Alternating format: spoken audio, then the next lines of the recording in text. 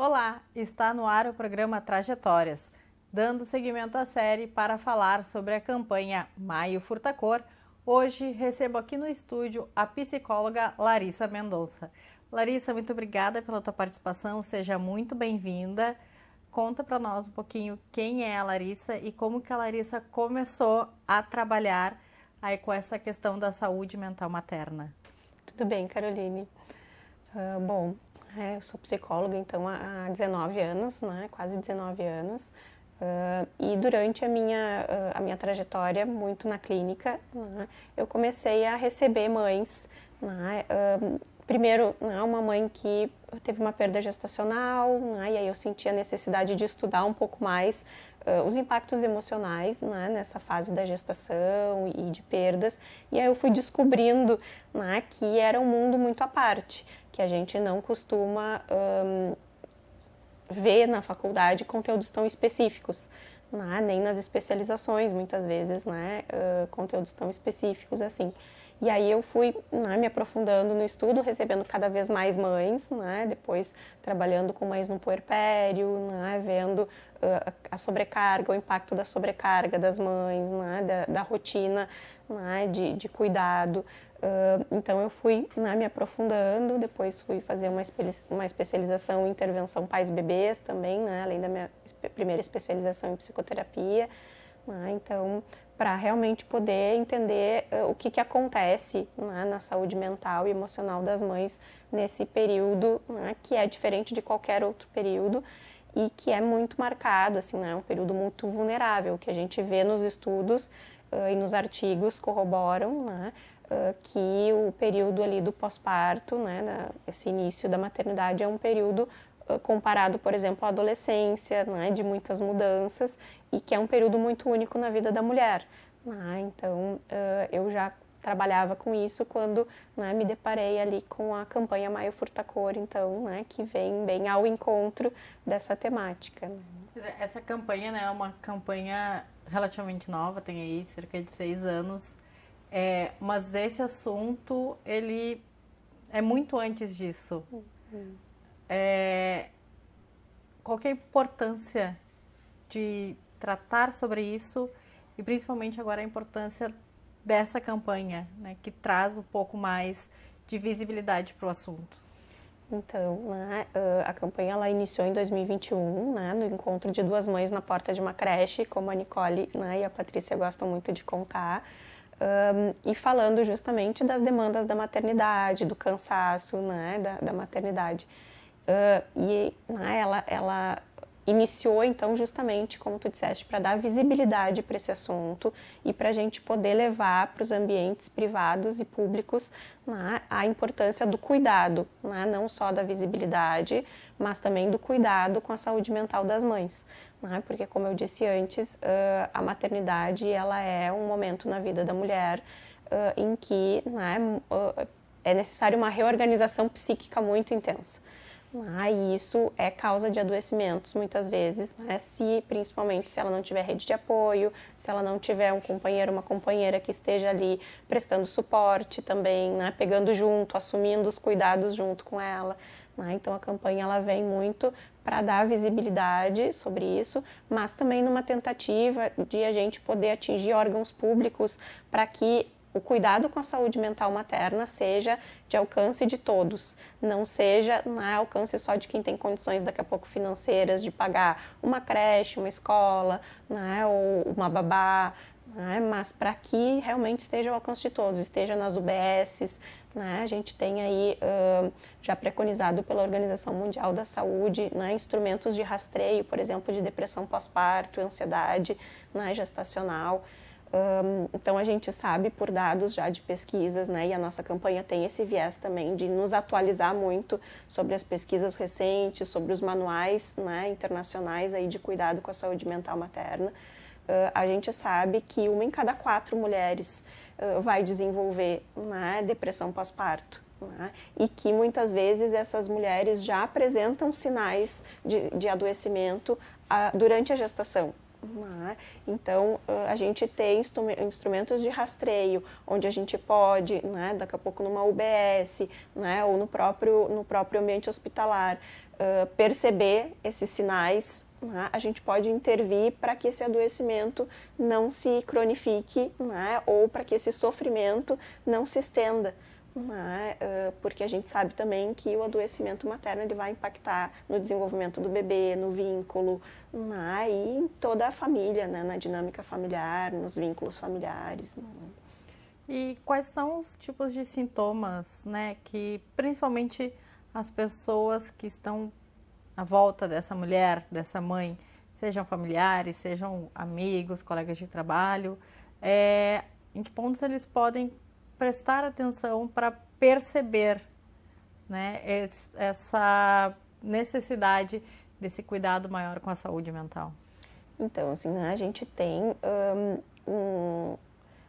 um acontecimento assim, né, que é ainda mais frequente do que a depressão pós-parto, né, que é o baby blues, né, que a gente vai estimar aí que 80% das mulheres possam apresentar, né, mas que é algo passageiro. Né? Então, o baby blues é aquela tristeza que vem sem motivo naqueles primeiros dias ali depois do parto, né, em que a gente fica mais sensível, né, a mulher fica mais chorosa muitas vezes, né, por tudo ela se emociona. Então, né, esse período, né, a gente pode considerar aí um baby blues. Tem também a influência dos hormônios, né, da queda brusca dos hormônios depois do parto. Então, tudo isso vai influenciar, né, no aparecimento desse baby blues, que é uma condição temporária que deve durar aí entre 10, né, 15 dias no máximo. Passando disso, se a mulher segue muito triste, né, muito chorosa, se principalmente, né, ela tem dificuldade no cuidado com o bebê, né, se ela está mais indisposta, né, se ela tem, por exemplo, muita sonolência, muita dificuldade com as tarefas do dia a dia, né, ou pelo contrário, às vezes insônia, né, que não é só por aquele cuidado do bebê na madrugada, né, que a gente às vezes fica mais atento, fica mais ligado. Né? Isso são sinais, daqui a pouco, que a gente tem que observar e poder pedir ajuda quando for necessário. Né? E acho que muito importante isso que tu trouxeste, né, Caroline, que é a questão de que os familiares, né, as pessoas no entorno, precisam estar atentos. Né? Porque às vezes a mulher, justamente por estar tão imersa ali nos cuidados, nas demandas ou nas próprias emoções, né, ela muitas vezes não percebe que o adoecimento está tá chegando, está se instalando. Então, esse cuidado, esse olhar das pessoas no entorno é muito importante. E esse tipo de situação acontece somente com mães que tiveram filho recentemente, ou são sintomas que podem se arrastar através dos anos e serem identificados de uma forma mais tardia, mas ainda assim na importância de serem tratados? Podem, a gente vai chamar assim, né, hoje na verdade a gente nem chama mais de depressão pós-parto, a gente chama de depressão perinatal, né, justamente porque a gente entende que pega, né, todo esse entorno, né, desde a gestação, ali no pós-parto e um pouco, né, um pouco além. Mas sim, a gente pode tanto pensar, né, numa depressão que daqui a pouco não foi tratada, que já estava presente, né, nesse período, que iniciou nesse período, não foi tratada e daqui a pouco se cronificou e foi percebida tardiamente, né? Quanto a gente pode pensar também numa depressão que está relacionada à maternidade, mas que daqui a pouco aparece um pouco mais tarde, não necessariamente ali no pós-parto, né? Por conta justamente do que a gente falou, das demandas intensas, né? Às vezes da falta de descanso, né? Às vezes né? As mulheres ainda são no Brasil, né? As maiores responsáveis pelo cuidado, né? Com os filhos, então isso sobrecarrega, então, né? A carga mental que a gente fala. Então, muitas vezes, sim, a mulher pode ir adoecendo por conta, né, dessas demandas da maternidade, da forma como ela está vivenciando isso. Muitas vezes por falta de rede de apoio, por falta de, né, parceria no cuidado, né, nas tarefas do dia a dia. E existe também o julgamento da mulher enquanto profissional, né? Tida como uma mãe ruim, porque em algum momento ela não pode estar próximo do filho ou junto ao filho em função do trabalho, né? Independente do trabalho que ela desenvolva. como lidar também, né, com essa questão de, sim, as mulheres podem ser mães e as mulheres podem ter sua carreira profissional andando juntas e elas não serão mães ruins e nem profissionais ruins por conta disso. A culpa vem muito forte, né? A gente escuta muito, né? A gente, enquanto estudioso da maternidade, né? Enquanto campanha Maio Furtacor, a gente não acredita naquela máxima que diz que nasce uma mãe, nasce uma culpa, né? Por quê? Porque a gente entende que a culpa, ela vem muito de uma construção social, né, de como a maternidade é vista na nossa sociedade, justamente como algo que deveria ser, né, assim, de abrir mão da vida, né, de se dedicar integralmente ao cuidado, como se fosse a coisa mais importante da vida da mulher, né? Então qualquer outro interesse para além da maternidade deveria ser secundário. E hoje a gente entende que não, que, né, a maternidade sim, ela é muito importante, ela vai ocupar um lugar muito importante, às vezes central, na vida da mulher, mas que, né, as mulheres de hoje, elas têm outros sonhos, outros desejos, né, e é saudável, acho que isso que é importante a gente dizer também, é saudável para a mãe, que a mãe possa trabalhar, né, que a mãe possa sair, cuidar dos seus interesses, cuidar dos seus desejos, né, para que ela esteja bem também, né, porque uma mãe que está construindo seus sonhos, que está investindo, né, nos seus projetos pessoais, é uma mãe que vai estar mais realizada, é uma mãe que vai estar mais feliz, mais satisfeita, né, e que vai poder então voltar para casa para cuidar do filho e estando mais disponível. Né? E com isso, a criança também vai aprendendo, né, a ver a mãe satisfeita, a ver a mãe realizada, a ver a mãe feliz com seus projetos, com as suas outras demandas. E isso vai também liberando a criança, né, tanto para aprender coisas novas nesse espaço que a mãe deixa, né, quanto para ver, né, que é possível, sim, né, a gente dar conta de mais coisas do que só ali aquele vínculo, né? Mas sim, a culpa é algo muito presente, né? E o que eu digo para as mães muitas vezes é isso. Olha, vamos pensar que tu tá abrindo espaço também para o teu filho poder construir outras coisas, né? Construir vínculo com outras pessoas que vão estar ali cuidando dele, né? Se tu deixou o teu filho com uma pessoa que tu confia, seja a escola, né? Seja a creche, seja, né, um outro cuidador, seja babá, né? Se tu deixou o teu filho com uma pessoa que tu confia, que tu sabe que ele está bem cuidado, e tu tá, né, trabalhando nos teus projetos, nas tuas demandas, né, assim, ele tá bem, né, então, assim, confia, né, na tua escolha, né, e confia que isso também abre espaço para que ele desenvolva novas habilidades, para que ele aprenda também, né, que a mamãe vai, mas a mamãe volta, né, a mamãe tá feliz com as coisas dela, né, isso também vai dando para a criança ferramentas internas para depois a construção do adulto que ela vai ser lá na frente. E como fazer o resgate, muitas vezes, também da questão da feminilidade, né? Da mãe, daquela mãe que se tornou mãe e deixou de cuidar de si, que antes era vaidosa e a partir daquele momento ela assume uma nova identidade, vamos dizer assim. Ela passa a ser mãe e acaba esquecendo um pouco que antes disso ela também é mulher.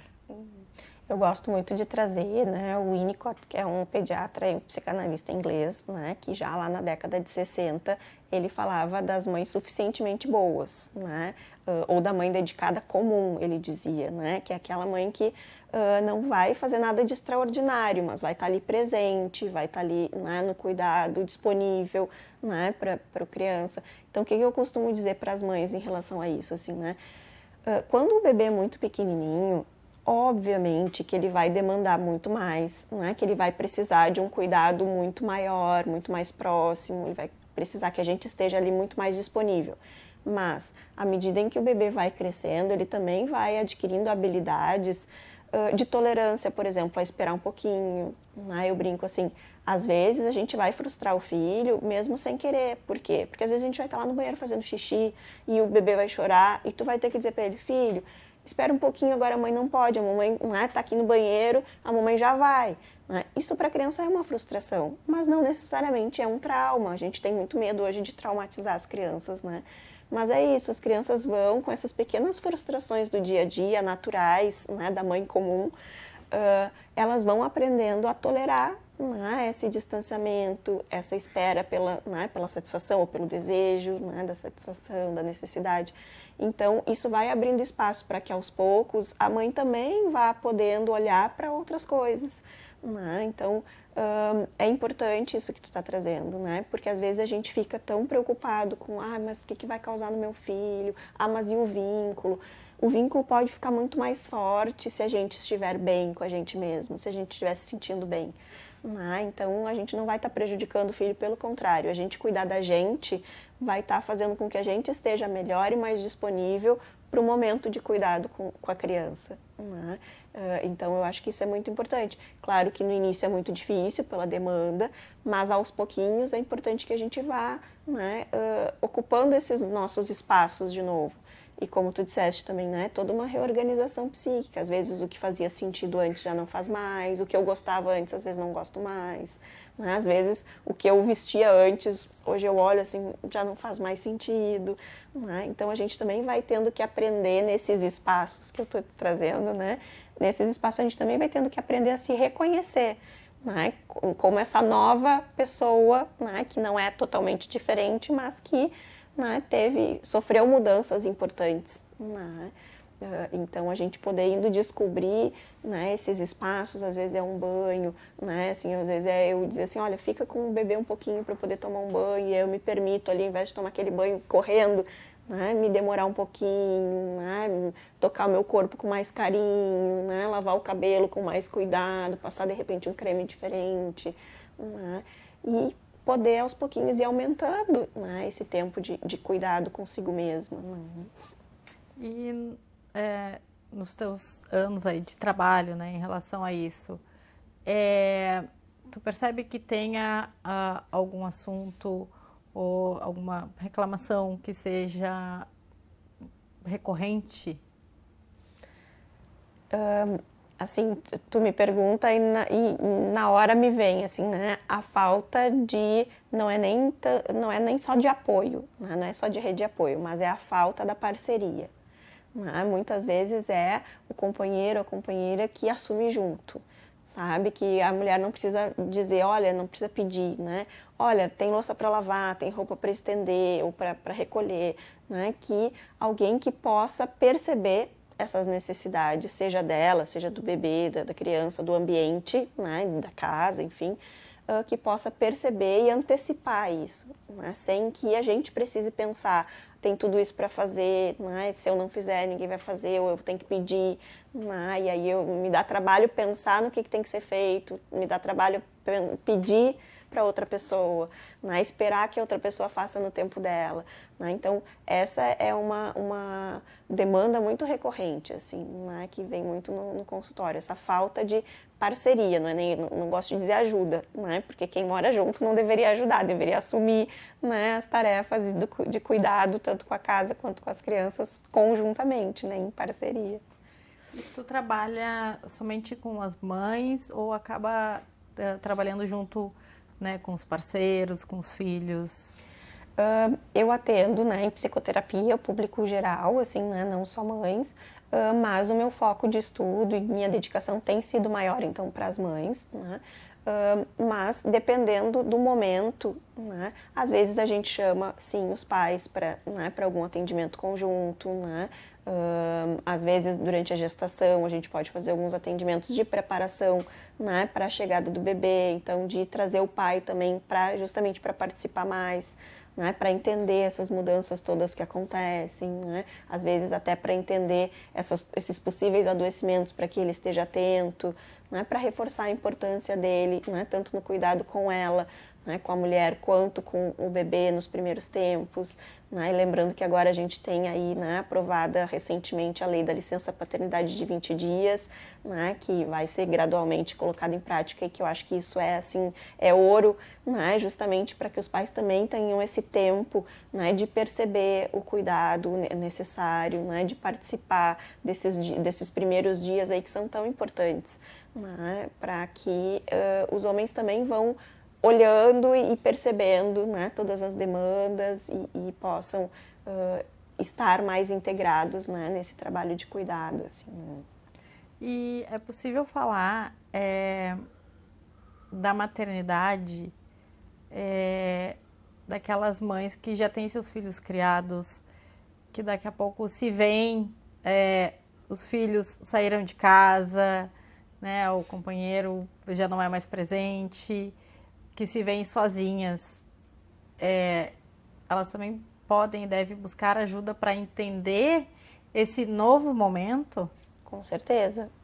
A gente fala, em psicologia, a gente chama da síndrome do ninho vazio, que é um pouco isso, assim, esse momento, que como tantos momentos da vida da gente, implica em alguns lutos que a gente tem que fazer, Eu brinco assim, os lutos naturais, que na maternidade também, o luto pela pessoa que a gente era, pela vida que a gente tinha antes, que agora mudou, que não quer dizer que seja pior, mas é diferente, então a gente vai tendo que fazer alguns lutos e nesse momento também, na síndrome do ninho vazio, como a gente chama, também tem esse luto, luto pelos filhos que estão aí se aventurando pela vida, e estão saindo de casa, e o quanto que eu vou ter que me haver comigo mesma. Acho que é um momento muito assim, que às vezes a mulher passou a vida toda muito dedicada aos filhos, e nesse momento ela tem que fazer essa parada e dizer, opa, agora eu tenho que cuidar de mim, agora eu tenho que olhar para mim. Então, eu digo assim, que a gente não precise chegar só nesse momento para olhar para a gente, que a gente possa ir construindo isso ao longo da vida, mas sim, esse é um momento muito propício também para buscar psicoterapia. Se a mulher não faz ainda psicoterapia, é um momento muito importante, porque a psicoterapia ela é um cuidado para si também, Ela é um espaço onde a gente vai justamente olhar para os sentimentos, para os pensamentos, para tudo, para todo esse emocional e psíquico que vai atuando na nossa vida e que vai nos ajudando, nos atrapalhando em alguns momentos, Então a gente vai entendendo isso e a mulher vai se reconhecendo, se conhecendo cada vez mais, se reconhecendo em si mesma, e isso com certeza só tem a trazer benefícios, E Larissa, nos estudos aí, aparece alguma coisa ou é dito alguma coisa sobre a questão de se tornar avó, Porque muito se fala que a avó é mãe duas vezes, Qual o impacto disso também na vida de uma mulher? É um momento muito importante também, A gente acaba focando muito na maternidade, mas a avosidade também precisa ter o seu lugar, para ser olhada e cuidada, porque a gente está falando de um outro momento, então, onde geralmente os filhos já saíram de casa, ou se não saíram, é o momento em que os pais se deparam assim, olha, meu filho agora, minha filha é mãe, meu filho é pai, cresceram, então é um momento de impacto também e de mudança de papéis. A gente vê muito isso, assim, quando chega um bebê na família, é um momento de reorganização de toda a família. Então os pais viram pais, a mãe vira mãe, o pai vira pai, a avó, que antes era só mãe, agora vira avó, o avô. Então, assim, é uma reorganização psíquica de se reencontrar de novo nesses novos papéis. E para os avós, muitas vezes também marca muito a questão do envelhecimento, da passagem do tempo. Porque eles, no momento em que os meus filhos têm filhos, isso me coloca num lugar da passagem do tempo, de se ver diferente. Então, também é um momento importante de daqui a pouco poder ir para a psicoterapia, poder buscar, se for necessário, um atendimento para entender melhor o que se está sentindo, todas essas mudanças, A gente fala assim de crises identitárias ao longo da vida, Então a maternidade, a avosidade são momentos de potenciais crises identitárias, Onde a gente vai ter que se redescobrir aí. E tem algum momento que tenha te marcado, nos atendimentos em relação à saúde mental materna? Eu acho que todos os atendimentos que eu faço com mães, assim, me tocam muito, assim, Porque eu acredito muito que quando a gente está, ajudando uma mãe, uma dupla mãe-bebê, a gente está não só ajudando